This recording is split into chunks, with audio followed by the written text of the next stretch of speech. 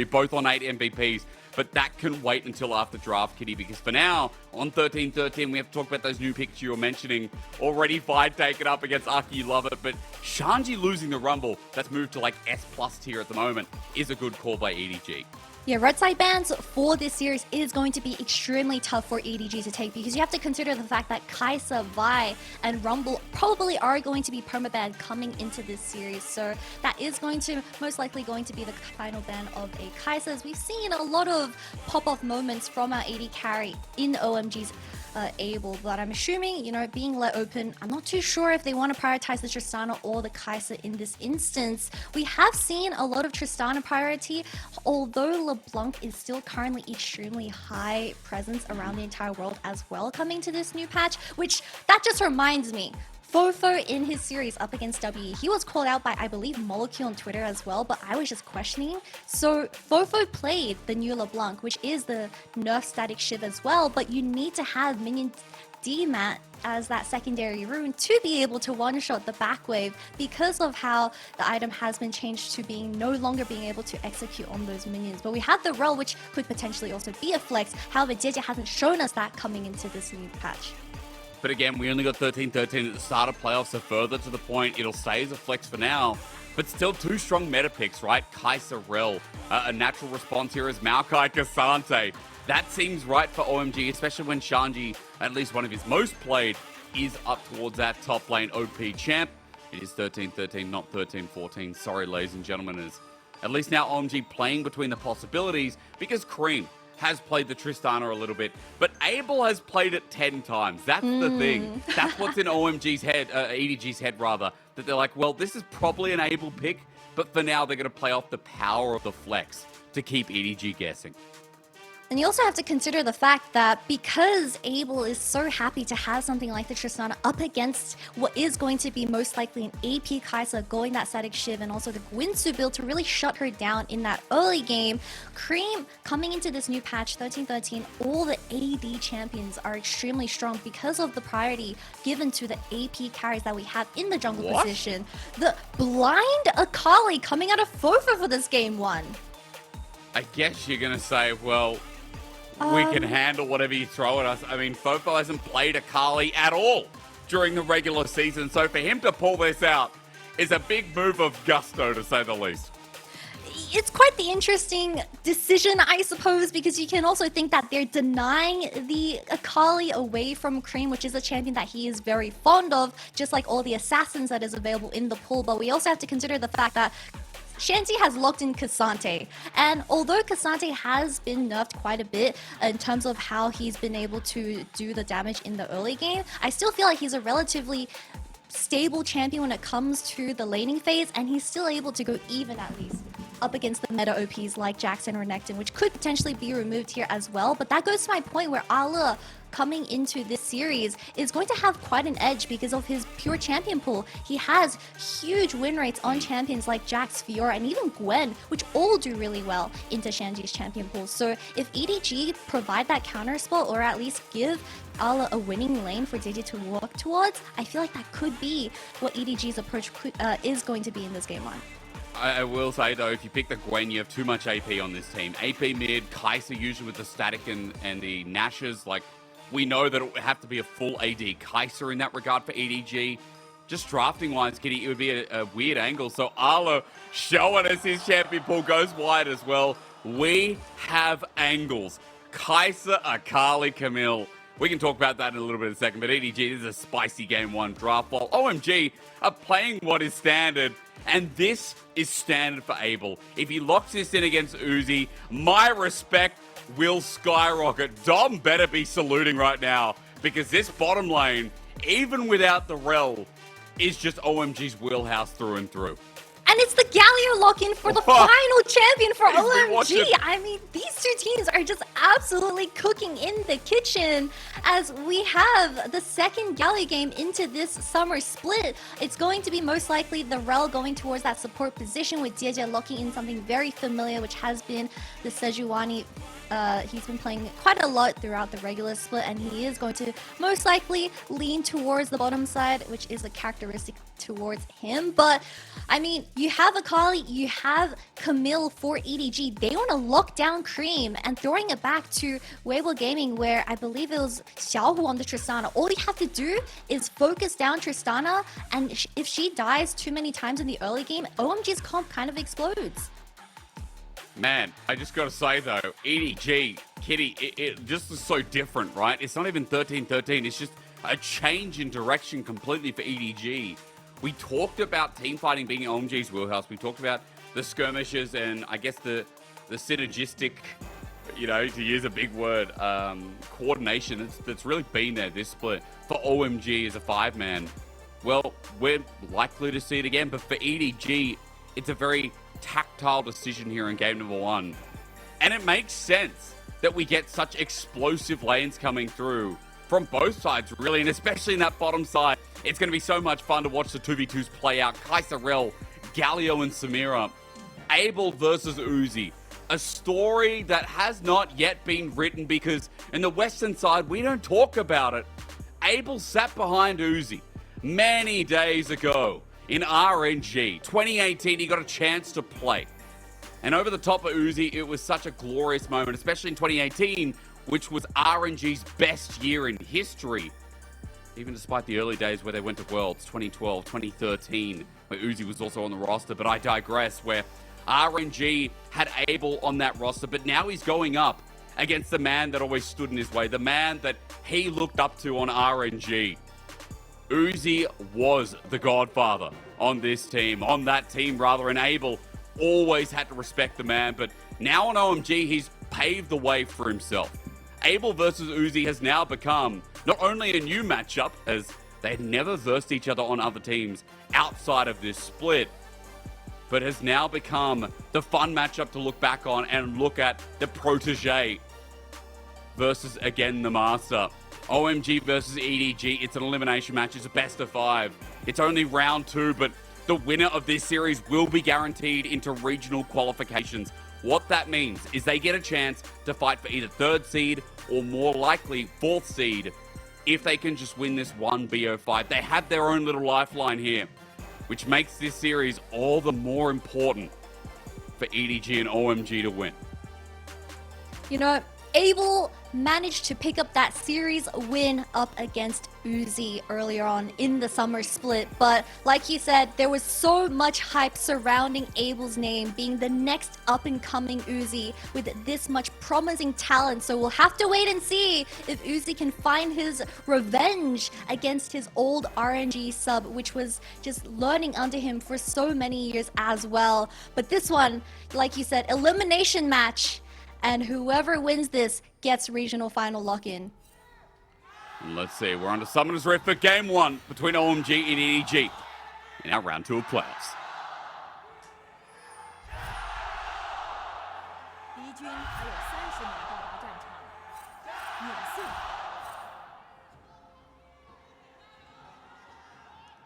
Holy crap.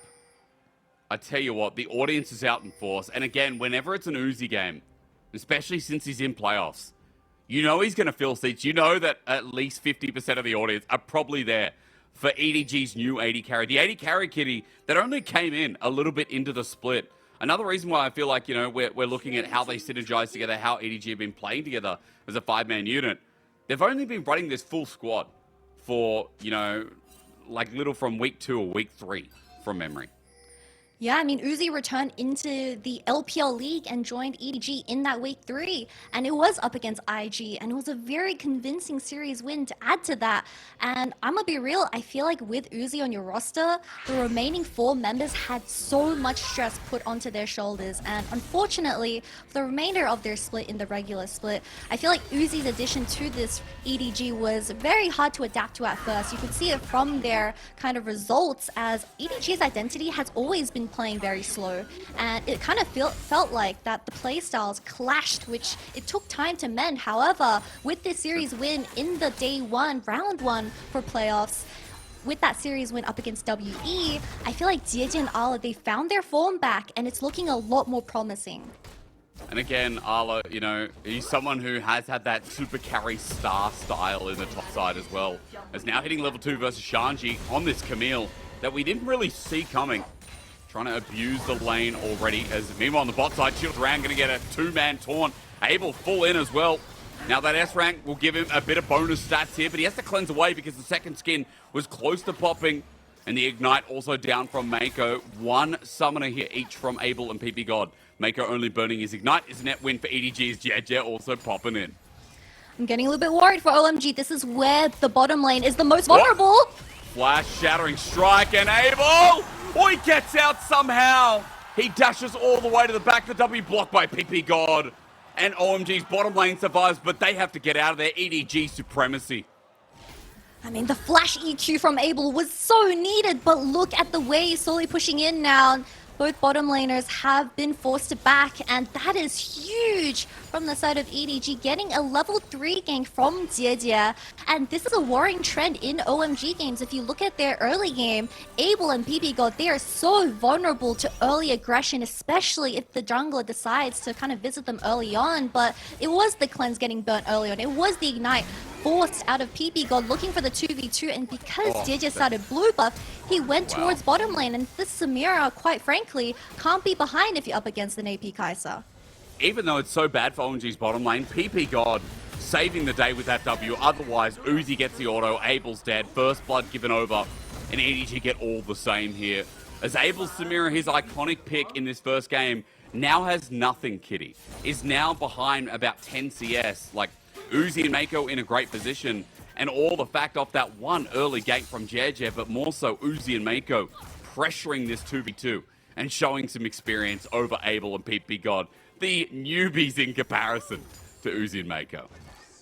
God, seeing the 0-0 scorelines from both Arlo and Fofo, quite the daring choice with these champions coming into this game one up against OMG. A little bit more experimental, but hey, that's what EDG wanted as an approach coming into playoffs. They want to flex with more type of play styles and take game one by surprise. That's the best things about best of series, right? But I feel like if we look back to OMG versus EDG back in the regular split, it was because Abel's stepping up in that final deciding game when the scoreline was 1-1 as EDG evened out the scoreline. But Abel and something like Tristana pretty much just solo carried the game. So although Cream has the Tristana this time around, which will find constant prio for Fofo to work off, I feel like if JJ just continues to play towards that bottom side because Abel doesn't have the double summoners, it is going to be a little bit scary for the top side of OMG to rely on.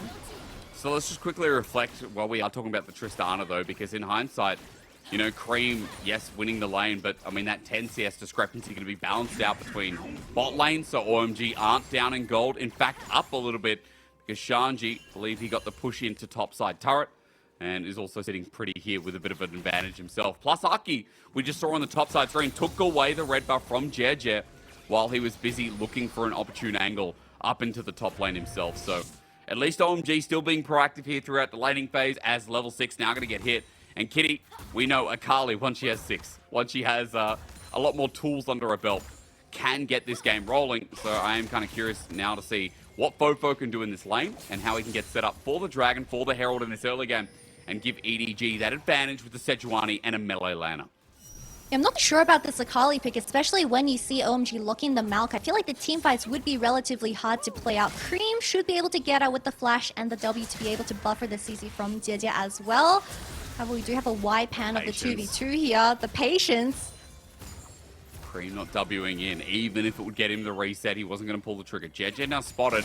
Aki with a level advantage as well, and especially after Cream's heavy trade. Fofo can't do anything about that as, again, as you said, EDG's bottom lane still in a great spot here with a bit of a CS lead. But it is now the Dragon that OMG had their eyes on, or at least exerting some of this pressure, especially with that mid push here, Kitty.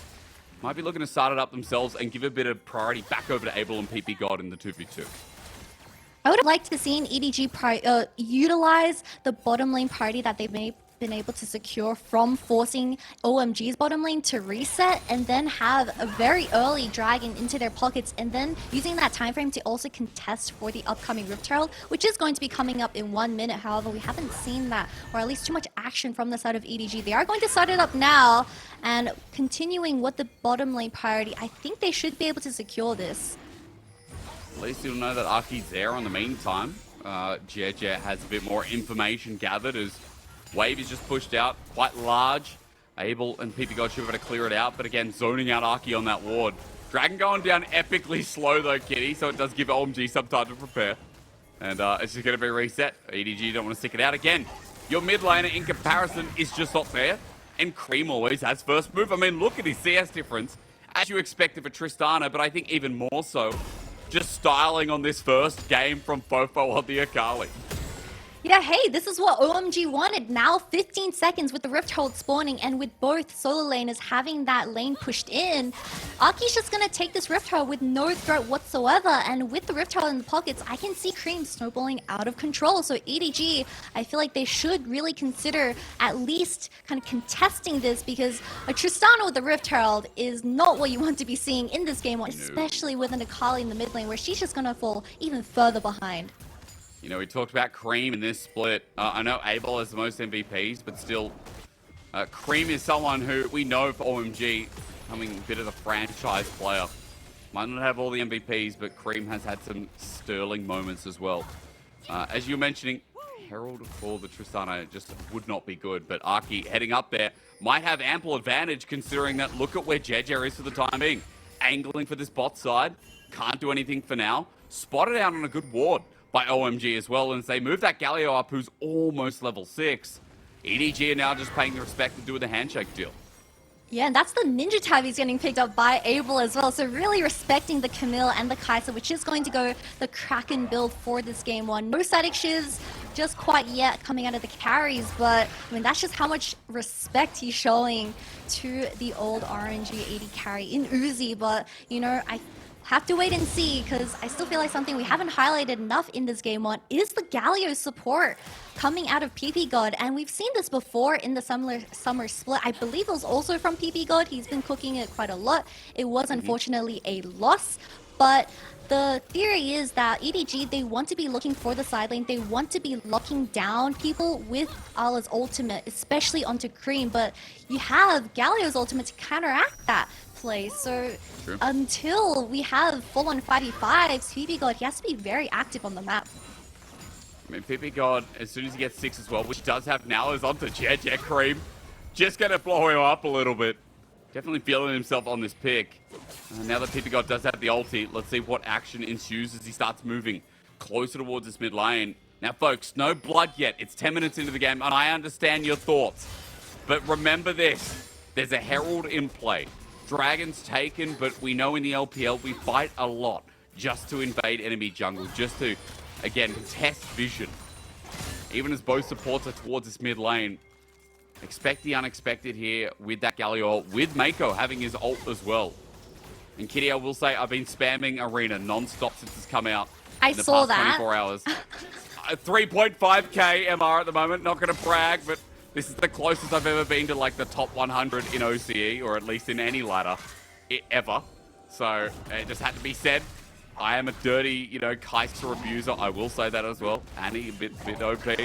I don't spam Alistar, I don't spam the Poppy, but I do spam the Kai'Sa because she is boss at the moment. But you know, Samira Galio might be an angle later on tonight. That's what I'll say. That's what I'll Taking say. That might be the inspiration. angle. Okay, Yeah. Coach Hysterics. Yeah, that's what I am. Don't wear it out as Herald finally comes down mid. Oh, it's Cream. rotating. Well, it is going to be Mako behind PP God, but remember, PP God is here. Kinematic's going to be used as Mako can't get the Fernal Stun. Uzi following up as well. There's the all-in. The challenge is down. Great Hextech ultimate from Arla gives the kill over to Uzi. EDG pounce, and the Herald play will not be for naught as EDG gets some gold their way. That's a full-on 5-man rotation coming out of OMG. Honestly, I would have liked to see Abel take a bit more tower plates towards his bottom side, because you already have Uzi and Mako showing in the mid lane. luckily for them is that Shandy was able to secure one plate into his pockets, might even go for a second up in this top side. But, you know, with First Blood going into Uzi's pocket and also sitting on 120 CS, I mean, this Kaisa very happy with the result. I wish Fofo took the E again. PP God nearby, so probably holding on to that restraint for good reason. As you said, Shanghai doing so well in the lane in the meantime, even when it's solo, as this is the Herald on the cream, but EDG weren't going to let him get away with it for free. Well, EDG has been one of the more critiqued teams in being very slow in the early game, but this is exactly what you want to see out of this roster. 5-man forces in the mid game just to stop the Rift Herald from going over. But unfortunately, the Rift Herald still got the tower plates, and I believe it was into the pockets of Cream, PP God, and Aki. So relatively even play, I would say, but EDG, they were able to manage to secure that first dragon, and now, of course, securing some bottom side vision as well, Maker wrapping around and getting that deep vision, so we don't have any priority for Aki to walk in and use the saplings. Shanghai, meanwhile, getting solo time with the topside turret. In this lane, he's been having a ball. 30 CS up. At 13 minutes? Yeah, I know that Ala made a roam, but it was already starting to happen in the 1v1 lane itself. So not only is that Cassante having a great time, Cream we already mentioned, even better here in the mid lane. And bot side has caught up. It was almost like a 20 CS lead, but I think now it's down to about a 10 CS disadvantage for Abel and PP God. Kitty, the early game's looking pretty decent here for OMG. They're almost 2,000 gold up. Yes, they lost that first dragon, but we are seeing first items coming on board quite quickly here that might give them the advantage, bar that one extra item that OMG are able to play with over this next Drake. This is very uncharacteristic of both top laners. Usually, if you think of Ala, he's on something like the Fiora or the Jax, consistently putting pressure on that side lane and looking for those individual advantages up against his laner. But look at the situation. It's Shanty collecting all 5 plates at 13 minutes. And I feel like this Camille pick, I mean, it's so far behind already, 2,000 gold. I'm assuming Shanty's just going to back and get his mythic as well. And this Cassante is going to become quite the problem because Akali and Camille won't do that much damage right now. Oh, Shield Duran though. Is it in range onto Mako? Yes, Justice Punch to follow it up, but instead Nature's Grasp blocked away, but Mako still gets autoed, or rather ultied for the kill. Cream picks up one and OMG fire off for their first kill of the series. Even get mid lane turret with a good pick hit by the blue side. And that's both top and mid open for the Tristana. Now you put Cream towards the bottom side. And for some reason and somehow, OMG are the ones able to pick up the second dragon. And they stop the dragon stacking from EDG and throwing it back to how the game started. It was JJ making a visit towards the bottom side, getting double summoners out of Abel, and kind of making OMG's bottom lane life situation a living hell. But somehow OMG, they salvage it. 4,000 gold. Like, it's 1 kill apiece, but it's just through those natural lanes that it's 4,000 gold in OMG's lead. And that's wild as we look at the replay. Off the back of this pick, they got almost a 1,500 gold worth of value. Yeah, you see Uzi coming out of base as well, so this was a 3v4 force coming out of OMG as well. But Mako not having that flash available from the previous skirmish. Cream picks up this one, and I believe just 8 plates solely from the towers in mid and top, going into the solo laners of OMG. We also have Collector getting picked up by Abel as well, but they are spiking so hard right now with all those mythics coming online. EDG, they're kind of dropping the ball, and I really didn't expect this when we had Uzi and Mako having that early game advantage.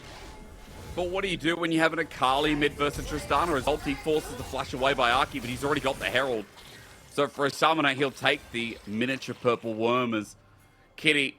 Is it time to talk about the Akali pick? You know, picking Akali on 3, I think, was already questionable. I call it spicy in draft. Spice also burns you. And in this game 1, EDG so far are getting burned. I mean, we've got Camille as an option into Cassante. It's not doing well so far. We know it will scale. We know Camille will do fine, especially with Divine Thunder now getting picked up. But I think my point is, Fofo on this Akali has not done a thing yet.